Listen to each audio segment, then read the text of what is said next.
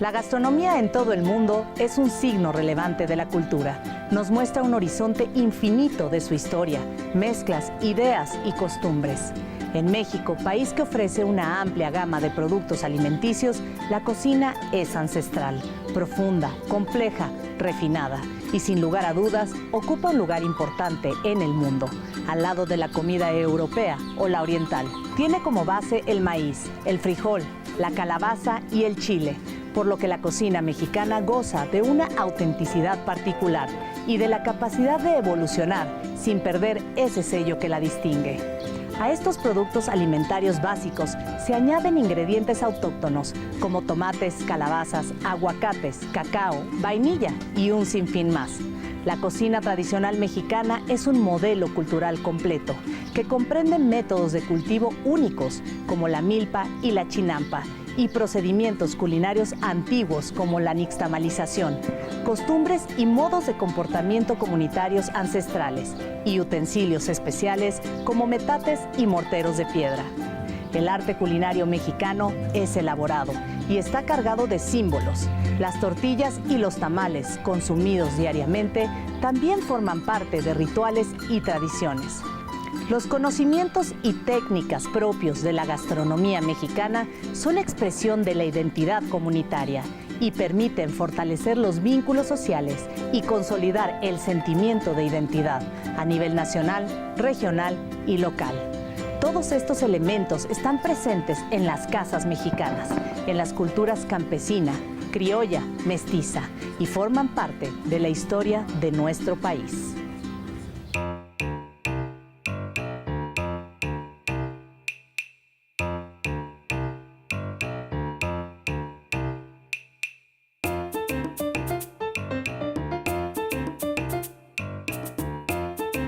Relatos en molcajete, ingredientes para una historia, la cocina mexicana. México, su riqueza natural. México forma parte del selecto grupo de naciones de todo el mundo poseedoras de la mayor cantidad de diversidad de animales y plantas, además de poseer litorales tanto en el Atlántico como en el Pacífico. La riqueza natural del país constituye un privilegio y un enorme potencial para su desarrollo, pero también representa una gran responsabilidad social. Por este motivo, y con el afán de poner información al alcance de la gente, se estableció en 1992 la CONABIO, Comisión Nacional para el Conocimiento y Uso de la Biodiversidad. Ese mismo año, nuestro país firmó el Convenio de Diversidad Biológica, CBD, al margen de la Cumbre de la Tierra, llevada a cabo en Río de Janeiro, Brasil. La enorme biodiversidad que caracteriza a México le permite desarrollar una amplia cocina, con productos provenientes de la tierra y el mar. El estudio y conocimiento de esta biodiversidad es una herramienta fundamental para la conservación de nuestra gastronomía y el futuro de la alimentación en México. Básicamente es promover el conocimiento de esa diversidad biológica. Ya para ese tiempo era claro que México era uno de los países de megadiversidad, es decir, de los 4 o 5 más ricos en especies, pero también en ecosistemas y también seguramente en la parte genética, que es la menos conocida de los niveles de estudio de la biodiversidad. Hemos avanzado enormemente. CONABIO tiene la base de datos más grande sobre especies de cualquier país del mundo para su país. No hay ninguna que esté bajo un techo que sea de ese tamaño. Estamos hablando de más de 9,5 millones de especímenes que están georreferenciados, quiere decir que uno los puede encontrar precisamente en un mapa de la República. La cocina mexicana es una fusión de muchísimos elementos, voy a llamarles precoloniales, algunos desarrollados hace 8,000, 9,000 años con el maíz, la calabaza y algunas otras un poco más recientemente, y una fusión de elementos que se trajeron de fuera. En los últimos 10 años nos hemos metido mucho a entender toda esta flora que ha sido domesticada desde hace miles de años y que ha sido el producto de la interacción entre todos los grupos étnicos mexicanos y la diversidad biológica que tenían. Y México es no solamente tiene muchas especies silvestres, sino es uno de los centros mundiales de domesticación de plantas. Me gustaría decir que es un tema absolutamente central para este país y que deberíamos estar discutiendo con mucha más intensidad, con mucha más vehemencia y con la participación de gente de muchas áreas, no nada más ingenieros agrónomos o biólogos, sino gente del área de antropólogos y historiadores y economistas, etc. Porque realmente va a ser crucial cómo vamos a alimentar a la población de México, pero cómo la vamos a alimentar de dos maneras, uno sustentablemente y la otra es soberanamente. Eso no quiere decir que produzcamos absolutamente todo lo que necesitamos, no. Quiere decir que tengamos control y que tengamos capacidad de regir, de rectoría de las cosas que son las fundamentales para la alimentación del país, es decir, los granos básicos, los elementos más importantes de alimentación de México. La riqueza natural de México se basa en su biodiversidad, en recursos como la vegetación, la fauna, las cuencas de agua, el relieve y el clima. La milpa es el cultivo por rotación del maíz y otras plantas, con roza y quema del terreno, y representa un sistema alimentario de gran importancia, pues no solo es rica en biodiversidad, es la base de la alimentación tradicional y de la cultura de los mexicanos. La milpa es un policultivo donde se ha aprendido a cultivar la famosa tríada mesoamericana, que es el maíz, el frijol y la calabaza. El cultivo de la milpa es el cultivo tradicional de Mesoamérica, no solo de México, también de Centroamérica. Y gracias a este tipo de cultivo, grandes culturas florecieron como las mayas, los zapotecas, los aztecas. La milpa tradicional con las semillas nativas de México, que la gente les llama criollas, pero son semillas nativas, pues no es, digamos, muy productiva en cantidad de maíz, pero es muy productiva en otras cosas, porque tú estás sembrando varias cosas, varias plantas ahí, estás cosechando plantas espontáneas como quelites, estás cosechando frutos, estás cosechando pulque, estás cosechando nopales. La milpa es como un laboratorio experimento a lo largo de más de 10.000 años, donde podemos aprovechar en cada zona las especies silvestres y adaptarlos para necesidades del humano. Tenemos que conservar la milpa como el proceso, la máquina generando esta diversidad, tanto en términos de las plantas, animales, como la cultura. La comida tradicional mexicana está basada en los ingredientes de la milpa. Los productos que México dio al mundo. Al llegar a tierras mexicanas, los españoles traían consigo sus alimentos, ganado, caña de azúcar y distintas semillas y cereales. Pero al probar nuestros alimentos, su paladar se acostumbra al sabor de las tortillas. Cambian el garbanzo por el frijol y adoptan el chile como saborizante. El maíz hizo al hombre mesoamericano. El desarrollo de los pueblos mexicas, mayas, zapotecas, mixtecas y purépechas se fundamenta en el cultivo y aprovechamiento de este grano. En sus crónicas, cantares y leyendas, el maíz es motivo, deidad, materia prima que constituye a los primeros humanos, razón del calendario agrícola y festivo. La cultura náhuatl lo nombró Tlaoyi, nuestro sustento. El maíz es para la alimentación de las familias mexicanas lo que el trigo para las familias europeas. Es el alimento que nos define y gracias a él podemos contar con un amplio legado culinario. Tenemos que recordar que México está considerado como uno de los países de más biodiversidad en el mundo. Ahora, registrados con seriedad y sapiencia son 50, pero no se están seguros, estamos hablando de razas. Por lo tanto, hay varios cientos de ellos. Pero también investigadores muy serios nos han dicho que se sabe del conocimiento de muchas otras tantas razas de maíz que no están todavía incluidas en esta lista registrada. Por una cuestión de producción de la tortilla, que es el eje central también de la cocina mexicana, se prefieren los maíces que son los más grandes, los alargados, los de grano grande, y esto que se conoce generalmente como maíz blanco. Sin embargo, Esto cambia dependiendo de la región del país donde nos encontremos. Y así aparecen los maravillosos colores, ¿no? El azul, que lo denominamos azul, pero que en realidad hay muchos tonos de azul, porque van desde el gris, el azul marino, e incluso yo he tenido en mis manos maíces que producen tortillas color verde oscuro. Otra anécdota corta es cuando yo visité Perú, quedé asombrado de ver las hermosísimas mazorcas de maíz y los colores y etcétera. Entonces yo pensé, bueno, aquí va a haber una comida increíble, y resulta que solamente se lo comen hervido o tostado, porque no desarrollaron la ciencia de la nixtamalización, y al no poderse nixtamalizar no se pudo hacer masa, y al no haber masa pues no hay tortilla, y al no haber tortillas no hay tlacoyos, no hay sopes, no hay enchiladas, no hay tacos, no hay nada. Imagínate tú qué tan importante será que México es uno de los poquitísimos países que está inscrito en la UNESCO como un patrimonio intangible de la humanidad. En sus diferentes variedades, el chile se encuentra a lo largo y ancho del país.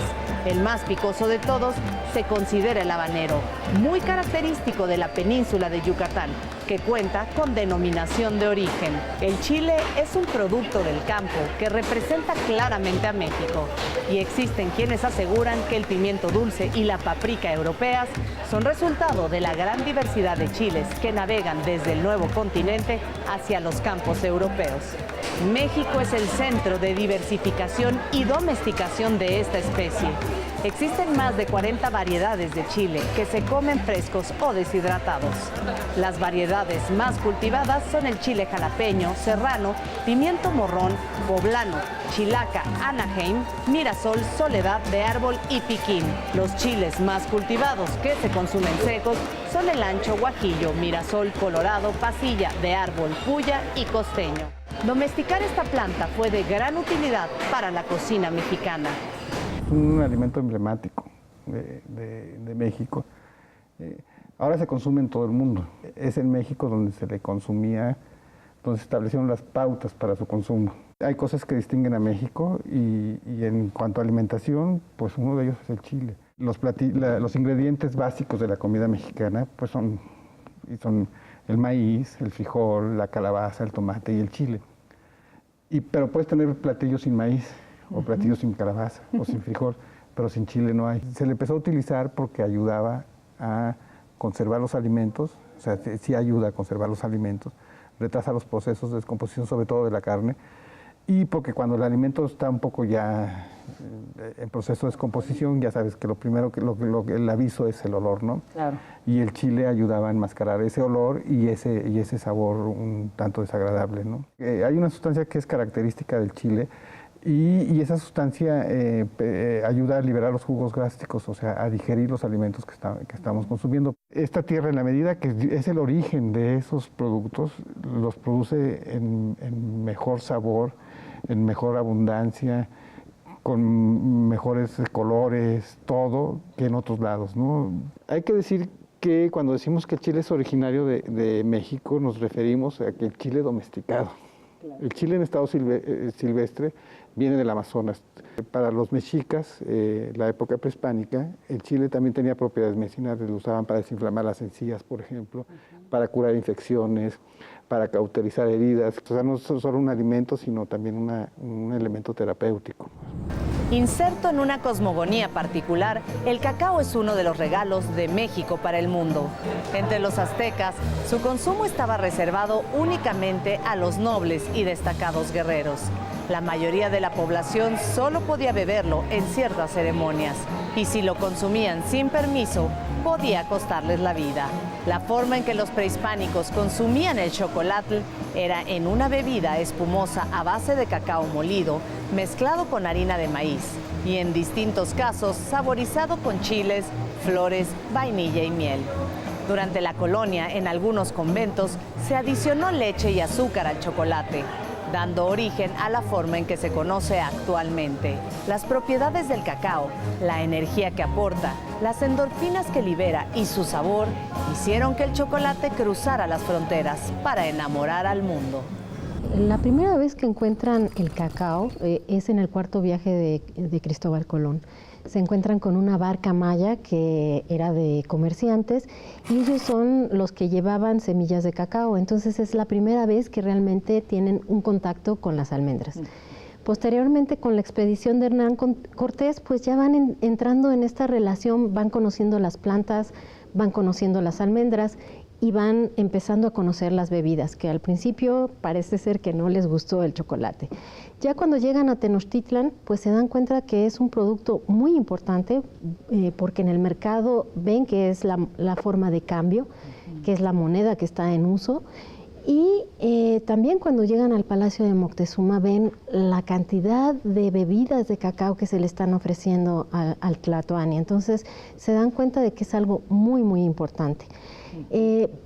Muy pronto ya se da una generalización del chocolate. En 1570 sabemos que en las obras del protomédico Hernández ya se menciona la palabra chocolate y molinillo.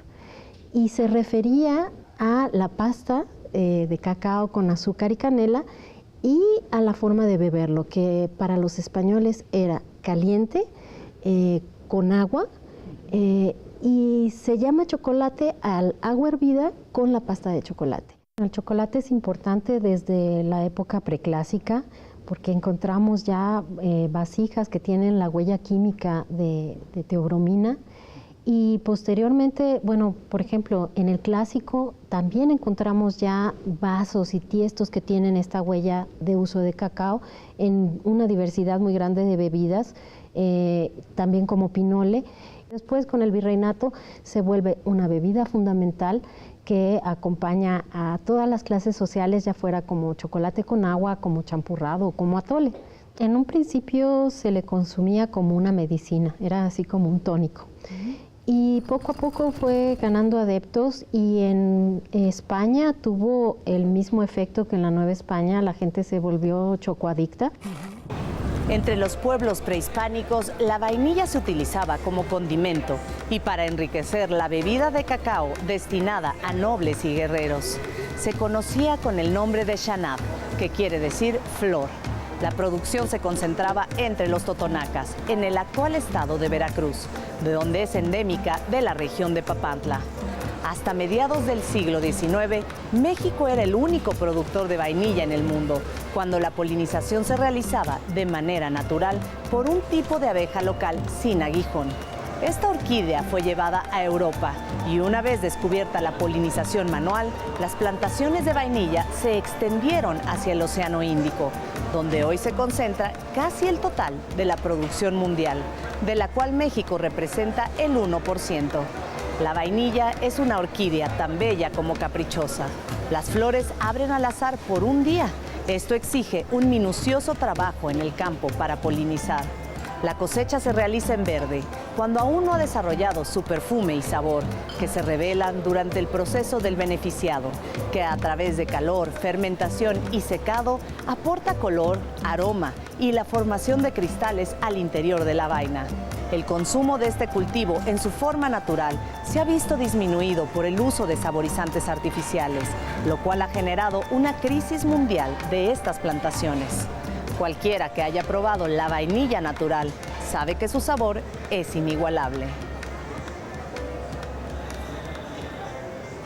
La vainilla crece en donde la altitud, sí, es arriba de los 400 metros sobre el nivel del mar, pero no más alto. Eso quiere decir que la franja de crecimiento es reducida.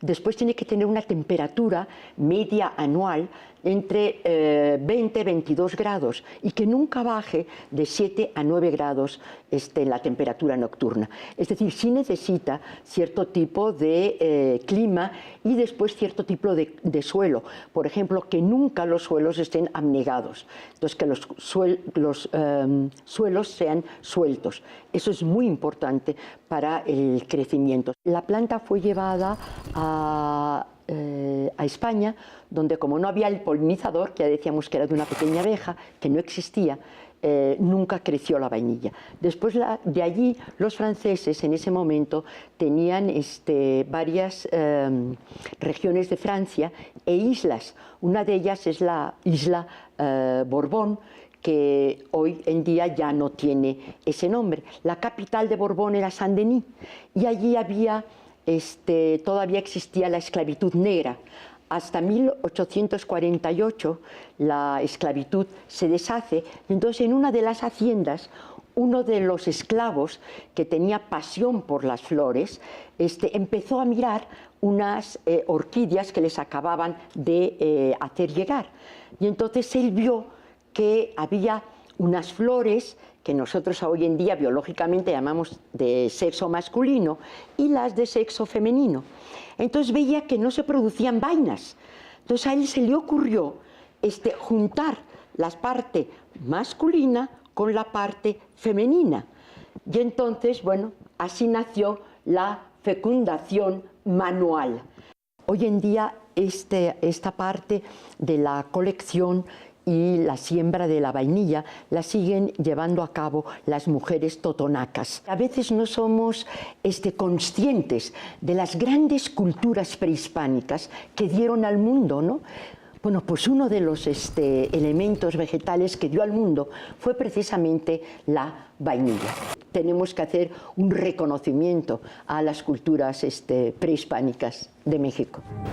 El garbanzo, el chícharo, la lenteja y las habas son adoptados en los recetarios de México, pero ninguna de ellas supera el uso del frijol, que ya sea cocido directo de la olla, refrito, machacado o guisado de diferentes formas, su preferencia se mantiene en el centro de nuestra gastronomía. Existen más de 70 variedades de frijol que han sido agrupados de acuerdo con su color en negros, amarillos, blancos, morados, bayos, pintos y moteados. Estas son provenientes de 5 especies domesticadas, pero existen un sinfín de estas vainas en estado silvestre que también representan un importante alimento en el campo. Es importante en la mesa porque combinado con el maíz es un alimento balanceado. Nuestras gentes hace 6 mil años salieron a los montes a colectarlo. Entonces, nuestras gentes lo seleccionaron, lo domesticaron y lo siguen perfeccionando. Entonces, es parte de nuestra cultura. Tiene proteínas, tiene una gran cantidad de almidones, ¿sí? Tiene fibra, tiene sustancias o elementos, ¿sí?, que pueden ayudar a contrarrestar el manejo de lípidos y de colesterol, como se dice ahora, pero también tiene otros elementos que causan problemas en el tracto digestivo, y uno de ellos es la flatulencia. Son, como todas las especies, parte de los ecosistemas, pero como leguminosas, y en el país hay más de 2,000 especies de leguminosas, muchas de ellas fijan nitrógeno, tienen esta simbiosis con bacterias y esto hace que donde llegan ellas forman suelos. Son aportadoras de alimento para otras plantas. Entonces, como buenas leguminosas aportan eso, pero también tienen flores y estas flores tienen néctar y esto trae polinizadores. Las estadísticas en nuestro país se basan en el frijol comercial, pero cada pueblo, cada cañada, cada montaña tiene su frijol para su sustento. Lo bueno es que el país se percata de esta importancia del frijol y tiene grupos científicos trabajando en ello. Conavio está metido en frijol, ahorita yo tengo un proyecto, INIFAP está metido en frijol. ¿Por qué? Porque sí necesitamos más alimento para más mexicanos. Claro. ¿Sí? Y sabemos que tenemos estos silvestres que pueden ser fuente de genes para los cultivados. Su nombre proviene del náhuatl aguacatl, que significa testículos de árbol. El fruto del aguacate es uno de los más nutritivos entre todas las frutas comerciales. Actualmente, además de los frutos frescos, se utiliza la pulpa congelada, deshidratada y los extractos de aceite para la industria cosmética. Las hojas, semillas y corteza del aguacate se utilizan como remedio medicinal y en la producción de tintes. Los árboles de aguacate son parte de los huertos de café y cacao y de los traspatios de las casas. Los vestigios más antiguos del aguacate se encontraron en una cueva en Coscatlán, Tehuacán. ¿Sí? Ahí se encontraron vestigios de 8.000 a 7.000 años antes de Cristo, donde había evidencias que el hombre estaba consumiendo el aguacate. Ya desde ese entonces se encontró junto con chile, con maíz, calabaza, zapote blanco, zapote negro. Y también nosotros hemos hecho algunos estudios de ADN, específicamente en cloroplasto, y hemos encontrado que uno de los ancestros del aguacate es una especie que crece en la Sierra de Zongolica. Se llama Persea parvifolia. No es un árbol, es un como arbusto. Y encontramos que tiene las secuencias más conservadas. Y Zongolica está muy cerca de Tehuacán.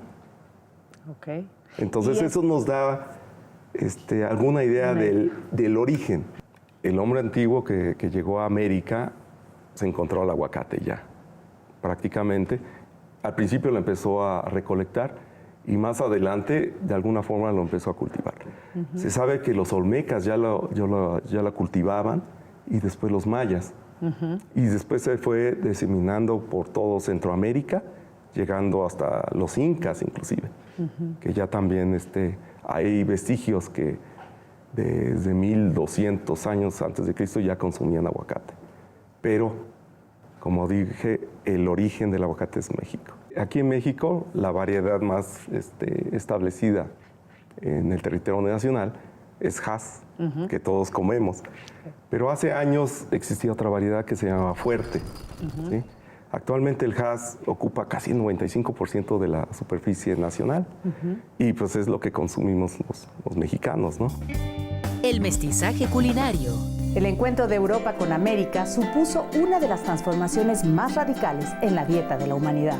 Para los nativos americanos, la incorporación de otros cereales como trigo y arroz, así como la carne de los diferentes ganados que trajeron los españoles, cambió profundamente sus hábitos culinarios. Para los europeos, productos como el jitomate, la calabaza, el cacao, la vainilla y el chile, entre otros, enriqueció sus despensas y con ello la evolución de sus cocinas nacionales. En nuestro país se empieza a gestar lo que ahora conocemos como la cocina mexicana, pero siempre manteniendo su identidad y arraigo con los productos originarios. Para conocer los orígenes y la dieta en el México prehispánico, no basta con identificar cuáles son los productos nativos de nuestro país, sino comprender su valor social y ritual. Mesoamérica es un lugar tan amplio y con tanta biodiversidad que cada grupo, cada etnia tuvo su contacto con la naturaleza muy especial. Cada quien adaptó su forma de comer a lo que había en el medio. Pero sobre el maíz se dio una serie de cultivos y de variedades nutricionales y de semillas, de frutos. Por ejemplo, aquí en el Valle de México yo creo que era uno de los lugares más privilegiados gracias a los lagos que había, ¿no? La cocina prehispánica se enriqueció. Fue un mestizaje excelente porque pues los productos del viejo mundo se incorporaron con los del nuevo mundo, ¿no? Entonces el mole, por ejemplo, que tenía ciertos ingredientes que nada más se encontraban aquí, pues ya se les pudo poner otros productos que venían de Europa, ¿no? Como la almendra, por ejemplo. Tras la conquista, el mestizaje culinario y las características de cada región dieron como resultado una gran variedad de guisos y platillos. Por otra parte, la favorable aclimatación de la mayoría de las plantas traídas de España y la introducción de aves y ganados domésticos contribuyeron a la diversificación de los hábitos alimenticios. En el otro sentido, ciertos usos indígenas, tales como el consumo del chocolate y otras bebidas derivadas del maíz, fueron muy pronto adoptadas por los españoles de la colonia. El periodo virreinal es la culminación de lo que hoy conocemos como la cocina mexicana, pues en ese proceso de mestizaje se crearon grandes platillos representativos de nuestro país y fue el periodo de mayor experimentación culinaria de la comida tradicional mexicana.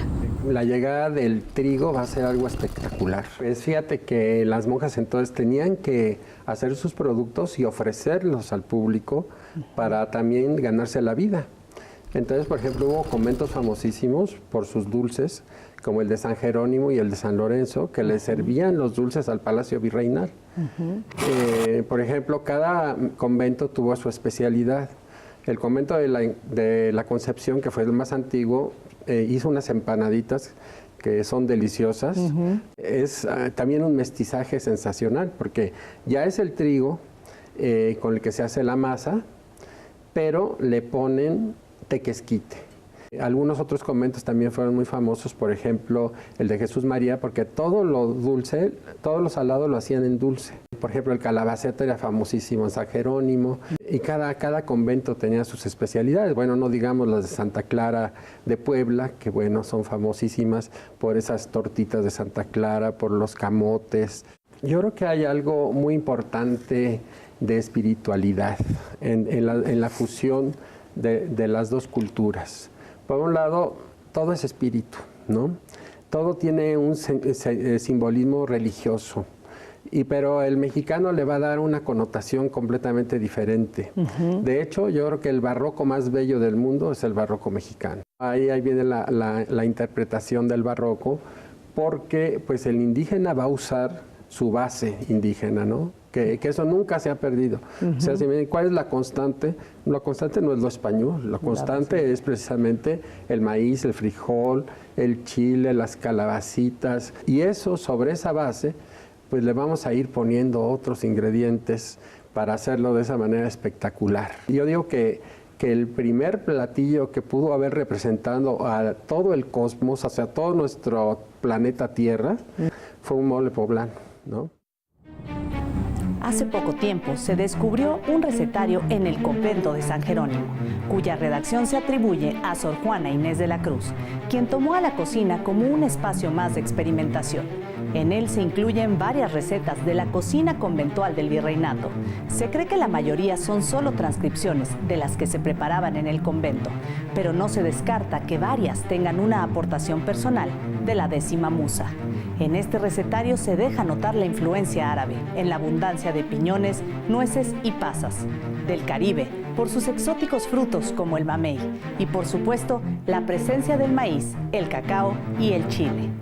Que la cocina náhuatl era una cocina de muchísima sofisticación, encuentra productos naturales, bueno, como el maíz y el frijol, sin duda, entre otros. Y además está la influencia negra, porque por lo menos en 1570 había 30,000 esclavos negros, y como que es un tema que desconocemos. Entonces todo esto era un fogón donde el mestizaje que se daba en otros lados, dice Salvador Novo, que en las alcobas, desde luego en las alcobas, también se estaba dando en la cocina, porque las mujeres indígenas eran las que cocinaban y ellas eran las que hacían las tortillas, por ejemplo. Solo a ellas se les podía vender el maíz.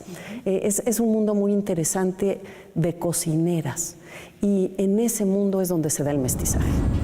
La cocina mexicana es una manifestación de arte y cultura. Ninguna región de nuestro país carece de tradición culinaria, desde sencillos guisos de consumo diario hasta platillos más complejos para celebraciones especiales. Esta riqueza es producto de un largo proceso que parte de las milenarias culturas prehispánicas, continúa durante los 3 siglos de aculturación colonial y evoluciona en lo que hoy día constituye una manifestación del carácter nacional propiamente mexicano, tal y como se consolidó en el siglo XIX.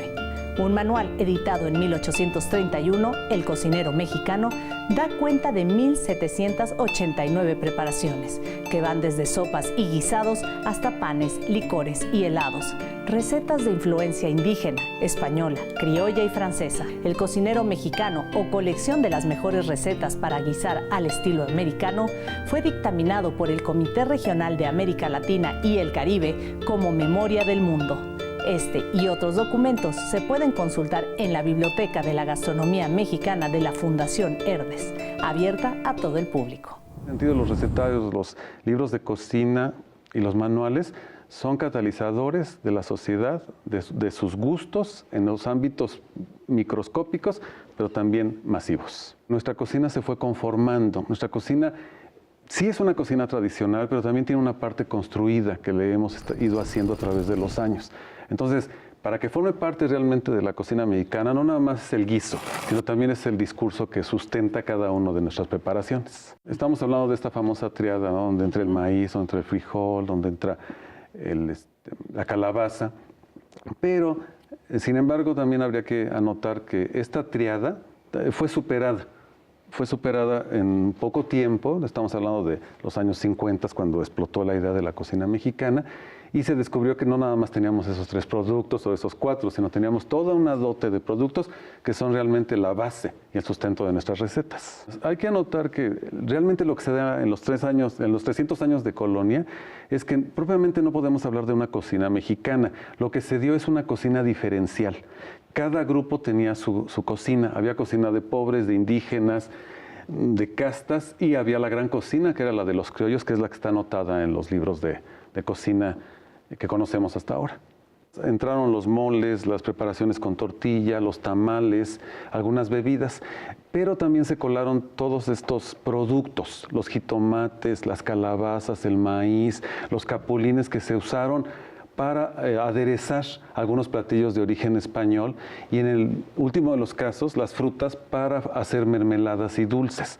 Es decir, que nuestros productos sí fueron ganando terreno en ese sentido, aunque no de manera total ni tan rápida, sino que fue una escalada la que realmente hicieron estos productos mexicanos. El contexto en el que nace la cocina en el siglo XIX, la cocina mexicana en el siglo XIX, es un contexto muy difícil.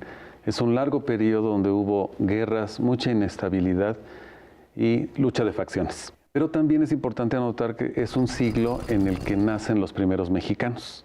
Es decir, hubo una independencia, se logró, y entonces esos mexicanos hay que educarlos, hay que ponerles en la mente que son nuevos mexicanos y hay que pulirlos. Y una manera de pulirlos es otorgándoles nuevas maneras en los alimentos. Y lo que realmente procede es que esa nueva alimentación que se quiere para los nuevos mexicanos no resulta ser la de los indígenas ni la del siglo XVIII, sino un nuevo producto que se trae de Europa para pulir a esa nueva sociedad. Esta cocina callejera, si le podemos decir, de indígenas o llamada de pobres, va a dar a las casas. Son las mujeres en sus hogares las que reproducen todas estas recetas, preparaciones, y que en un momento determinado van a volver a surgir con mucha fuerza, porque también no debemos de olvidarnos que la familia es muy importante para la reproducción de una cocina. Sobre todo en ese entonces las mujeres, que era uno de sus deberes, eran deberes de la mujer saber guisar y alimentar a su prole. Entonces son estas mujeres las que retoman estas preparaciones y finalmente las vuelven a insertar en el discurso nacional muchos años después. Aunque la dieta prehispánica descansaba en el maíz, el frijol, el chile y la calabaza, la variedad de guisos era innumerable. En la milpa se recolectaba además tomate, jitomate, camote, amaranto y quelites. El maguey y las distintas variedades de nopales proporcionaban bebidas y alimentos altamente nutritivos.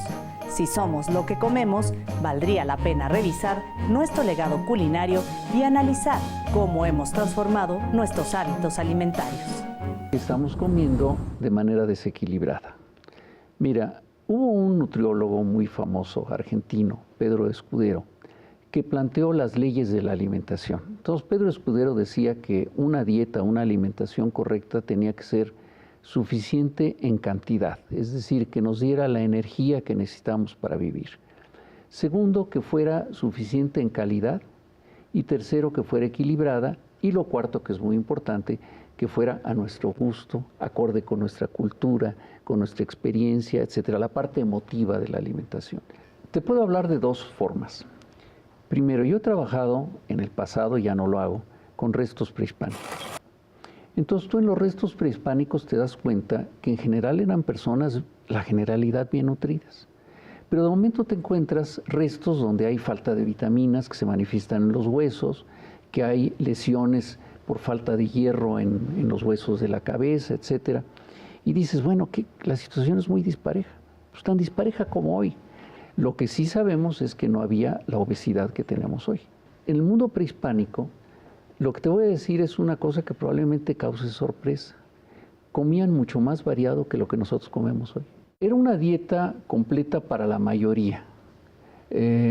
porque no todo el mundo tenía acceso a todo. Es decir, por favor, hay que recordar que estas épocas son también épocas de mercado, es decir, había un mercado en Tlatelolco enorme, es decir, algunos podían pagar, otros no podían pagar. Lo que nos ha pasado son muchos fenómenos.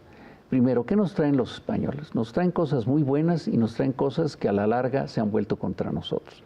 Entre las cosas buenas que nos traen son un montón de productos cárnicos, es decir, traen las vacas, las ovejas, etcétera, los cerdos, y traen también una cosa que esta es la que se ha vuelto en contra nuestra, la fritura. Así es. A los mexicanos nos fascina lo frito, nos encanta lo frito, y se ha satanizado mucho a la manteca, pero es decir, el aceite no sabe tan bueno como la manteca. Sí, el sabor de la manteca es exquisito. Pero por otra parte, lo que hicimos es que abusamos de la fritura y no la tomamos con medida, es decir, freímos todo, abusamos y sobre todo a partir de los años 50 del siglo pasado, cuando los aceites comestibles se volvieron abundantes y baratos, dejamos de usar la manteca, pero comenzamos a usar los aceites que tienen sus bondades nutricionales, nadie lo duda. Por otra parte, nos traen hidratos de carbono de buena calidad. Por ejemplo, hay que recordar que un producto que se arraiga en México es el arroz. El arroz forma parte de nuestra dieta, el trigo. Hoy conviven en nuestra mesa la tortilla prehispánica con el pan europeo, ¿no? Bebidas y platillos emblemáticos. Un recorrido por la República Mexicana permite verificar la amplia tradición culinaria de nuestro país. Hay una gran variedad en la manera de preparar el chocolate, los tamales, pozoles, enchiladas, tacos, atoles, según recetas conservadas a través de los siglos que varían de una región a otra. El mole es una de esas piezas inconfundibles de la cocina mexicana y que se coloca en la cima del panorama gastronómico de México. Con la llegada de los españoles y sobre todo a partir de la consolidación de diferentes órdenes religiosas, los conventos se convirtieron en verdaderos laboratorios gastronómicos. El mulli precolombino se fue enriqueciendo con diversos productos traídos de Europa, pero sin perder su origen prehispánico, en donde los chiles o el guajolote son fundamentales. Con el paso de los años se convirtió en ícono de la cocina mexicana, en la delicia de fiestas y conmemoraciones. La primera indiscutible, que es el ícono de la cocina mexicana. Ahora, de sus orígenes, ciertamente ahí empiezan los mitos, las leyendas, y no sabemos qué tanto son o no. Tanto que no podemos imaginar una fiesta de pueblo, fiesta patronal, es decir, en honor del santo patrono del pueblo, que no exista el mole. Hablaría de que tenemos muchas expresiones regionales de moles. Por supuesto, el más famoso, el mole poblano. Pero cuando hablamos de que es un ícono nacional, no es el mole poblano en particular, sino el mole a secas. Tenemos otro mole que ha cobrado muchísimo terreno ya, el mole negro de Oaxaca. Pero tenemos moles en prácticamente todos los estados de la República. El mole de Jico, que es veracruzano, muy afrutado, precisamente porque lleva frutas que lo endulzan. Entonces, más que agrupar, yo hablaría de moles regionales. Bueno, además de las regiones que corresponden en buena medida a estados de la República, lo que varía son los ingredientes. Probablemente las recetas más complejas son del mole poblano, que pueden llegar a tener hasta 25 ingredientes. En otras regiones menos. Pero hay que decirlo, no solo hay regiones. Cada señora de cualquier parte del país donde se hacen moles tiene su propia receta. Y no solamente el número de ingredientes es lo que lleva a esa complejidad, sino que además el mole tiene una característica que por eso es ícono nacional, el que es un platillo en donde converge todo nuestro mestizaje. En el mole tenemos lo indígena, lo europeo, lo árabe, lo asiático del lejano oriente y lo asiático de los archipiélagos al sur de la tierra firme de ese propio continente. Entonces el mole es realmente una expresión completísima. El tequila es considerado un símbolo de mexicanidad en el mundo, que se consolidó en los años 50 gracias a la época de oro del cine mexicano. donde esta bebida, junto con la música del mariachi, acompañaba a los personajes al brindar por sus triunfos y los reconfortaba en sus tristezas y fracasos. Los actores se convirtieron en grandes promotores del tequila. El 13 de octubre de 1977 se publicó en el Diario Oficial de la Federación la Declaración de Protección a la Denominación de Origen Tequila. Este fue un paso de gran importancia para el incremento de la calidad del producto y su repunte a nivel internacional.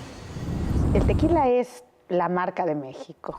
El tequila es nuestra bebida emblemática, es la bebida que nos distingue. En el extranjero dicen México y la gente piensa en tequila. Esto tiene unas explicaciones y unas raíces históricas bien interesantes que se van bien atrás, ¿no? ¿Por qué el tequila y no el pulque? Siendo que el pulque es la bebida prehispánica. ¿Cómo llegamos a esta bebida destilada? Es igual a México, a la ecuación tequila igual a México. Es algo que se da en la época en que surgen los nacionalismos, en este momento en que México pues había dejado de ser colonia, y la pregunta de México en ese momento era ¿quiénes somos? Así es. ¿Qué marca hay de México? ¿Qué es México? Fue, por ejemplo, el tiempo en que se acuñaron el traje del charro y la china, también para distinguir a México. Y había que encontrar una bebida emblemática. ¿Y por qué el tequila, que es una bebida de Jalisco, o sea, de la zona del Bajío? ¿Por qué no una bebida, sabes, de la capital? El tequila en ese momento resolvía una cosa que era muy importante para los mexicanos. Es decir, el tequila no era una bebida de los pobres ni de los ricos. Es decir, los ricos, que eran los grandes hacendados, pues estaban en otra cosa, ¿no? Y los pobres bebían pulque, era una bebida de las clases medias. En el Bajío se dio la figura de los ranchos, y ahí en los ranchos pues estaban los rancheros, y estos rancheros, hidalgos campiranos, salían al rancho, pues hacían faenas, andaban en caballo, y bebían en unos cuernos de toro.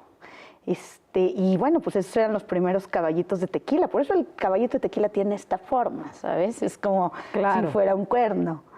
Y bueno, ese es el momento en el que este personaje, que te digo, no es ni del norte, ni del sur, ni rico, ni pobre, es un personaje en medio, pues se acuña como el emblema nacional, es como un poco el origen de los charros, y bueno, pues claro, es el origen de nuestro orgulloso gusto por el tequila. El tequila es un mezcal, de hecho en la época de la colonia se le decía vino de mezcal de la región de Tequila.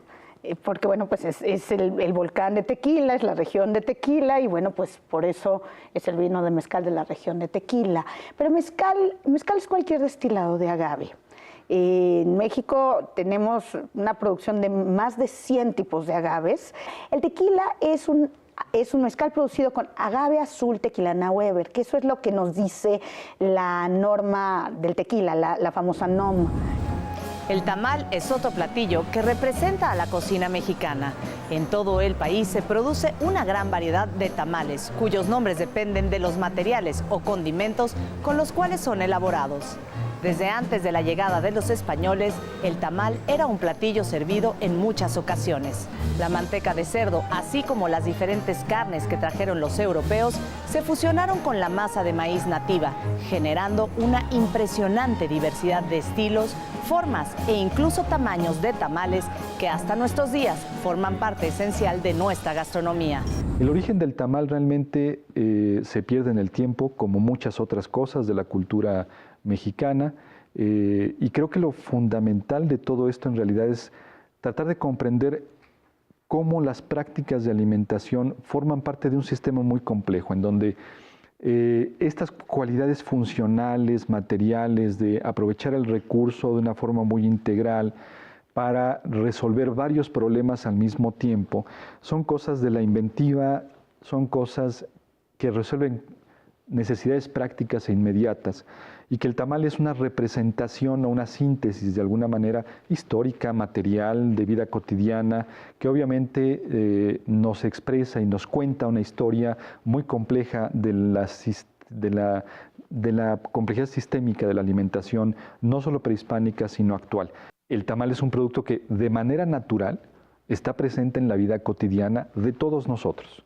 El tamal prehispánico no es el mismo que el tamal post llegada de los españoles, porque cambian ingredientes, porque cambian sabores, porque cambian texturas, porque cambian tamaños, porque cambia volumen de producción, porque cambian momentos del consumo.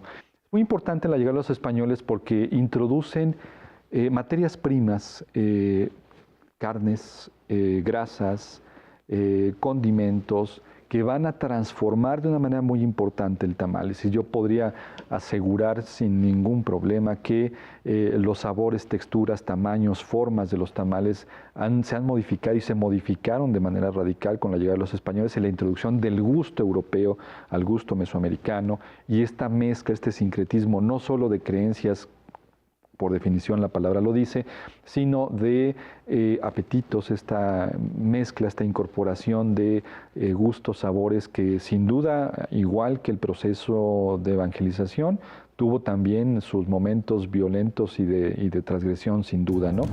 Las condiciones climáticas y geográficas de nuestro país son propicias para el crecimiento de una enorme variedad de magueyes. Muchos de ellos son endémicos de México, por lo que representan un patrimonio de muy alto valor biológico. Además, forman parte de un importantísimo legado cultural.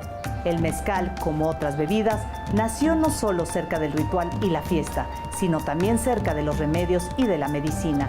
Se utiliza para asperjar, sobar y limpiar. Con él se bendicen las milpas, las construcciones y las cruces. El mezcal es bebida ceremonial. Con el mezcal se ofrenda. Con las otras bebidas se brinda. El agave es una construcción cultural europea, es una palabra en latín que surgió del Linneo, de la clasificación de los magueyes que hacía Europa. O sea, llegó la planta a Europa y dijeron, qué maravilla, y le pusieron agave. En realidad los nombres, a través de la historia, se le conoce como metl en náhuatl, que son los magueyes pulqueros del centro de México. A los magueyes de fibra se les conoce como ixtle. Y cuando los magueyes son dulces y se comen cocidos, es decir, se cuece el maguey, es cuando se le llama mezcal en náhuatl. Entonces, la importancia del maguey en la historia de esta región que luego se llamó México, viene desde los primeros habitantes, seguramente comieron maguey cocido por el fuego. Claro. Hay evidencias arqueológicas de bolos de maguey masticado que se escupían en las cuevas. La mayor importancia del maguey con las culturas de México, por cierto, maguey es una palabra de origen del Caribe, no indígena, no es local de México. Es como alimento, Carla, no es, la bebida es una invención posterior. Los magueyes son plantas que se desarrollan bien en condiciones áridas, poca disponibilidad de agua, y muchos de ellos ya en el norte del país llegan a resistir temperaturas bajas. La única zona de México donde no hay muchos magueyes es la zona tropical húmeda, las zonas de selva tropical. Pero por lo demás, en todo México hay muchos magueyes. Muchos de los magueyes son exclusivos de México, son endémicos, son originales de aquí. Si se pierden, si los sobreexplotamos y descuidamos, se pierden para toda la humanidad. Son un patrimonio de muy alto valor biológico. La principal quizá es agave angustifolia, que en Oaxaca se le conoce como espadín, pero que sería también el bacanora de Sonora, también es esa misma especie. Y el tequila se seleccionó y se domesticó de esa especie, de agave angustifolia. Entonces, esa sería la especie con mayor superficie sembrada en el país y que más contribuye al volumen del mezcal en México. El pozole es otra preparación que nos da una fuerte identidad gastronómica en el mundo. No en vano, es el platillo que más se consume durante los festejos de septiembre. La palabra pozole deriva de la original pozolli, que en náhuatl significa espuma, debido a que los granos de maíz cacahuacintle, grandes y blancos, cuando hierven se abren como flor y hacen abundante espuma. El pozole era y sigue siendo un platillo de fiesta, pues para el mexicano la comida es un acto social. Nadie hace un pozole para comerlo solo.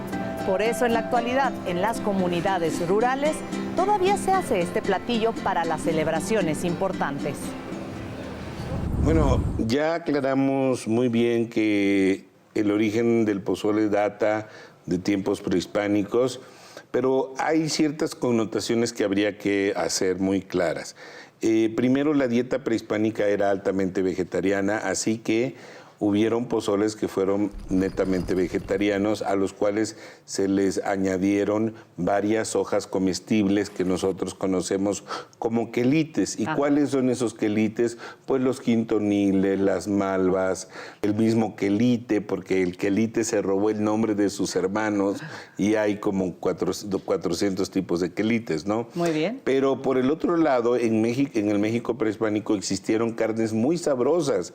Está la del pecarí, que es de jabalí, está la del manatí, que es muy sabrosa también, estaba también la de otros animales, de guajolote, de pavo o faisán. También en la gran clasificación azteca hubo un producto al que le llamaron nanacatl, que le quiere decir carne, porque sabía carne, y que no era otra cosa más que el hongo que hoy conocemos como porcini, porque le sabía a carne, nanacatl, carne. Al pasar de los tiempos, como todo se va enriqueciendo, empiezan a llegar por parte del Oriente y por parte de Europa muchos más productos y se van añadiendo los rábanos, la cebolla picada, el ajo, la lechuga, la crema. Empezamos a hacer todas estas mezclas hasta llegar a lo que yo le llamaría el monumento al pozole, porque realmente el pozole para mí es un alimento muy barroco, ¿no? Porque, a ver, hay caldo, hay el maíz mismo, la carne, las tostadas, las cremas, las salsas, etcétera, y luego vienen los colores, ¿no? Que son los blancos, los verdes, los rojos, y también las texturas. Fíjate tú que esa es una cosa que a veces pasamos por alto en nuestra propia cultura, pero dependiendo de lo cocido del maíz, cambia. Por ejemplo, en Michoacán hay un maíz que deliberadamente se deja cocinar bastante para que mientras lo están moviendo quede batido y se llama pozole batido. Hasta ahora hemos conocido la riqueza natural de México, los productos que nuestro país ha heredado al mundo y el relato de una nación que ha conformado con el paso del tiempo un mestizaje culinario vivo y en constante evolución. México ofrece una de las gastronomías más vastas, significativas y ricas del planeta, que reúne todos los elementos necesarios para trascender y formar parte del patrimonio de la humanidad. La relevancia de la comida va mucho más allá de satisfacer una necesidad. Alberga realidades tan sutiles y complejas como bellas y alarmantes. Los invito a descubrir conmigo más ingredientes para una historia, la cocina mexicana.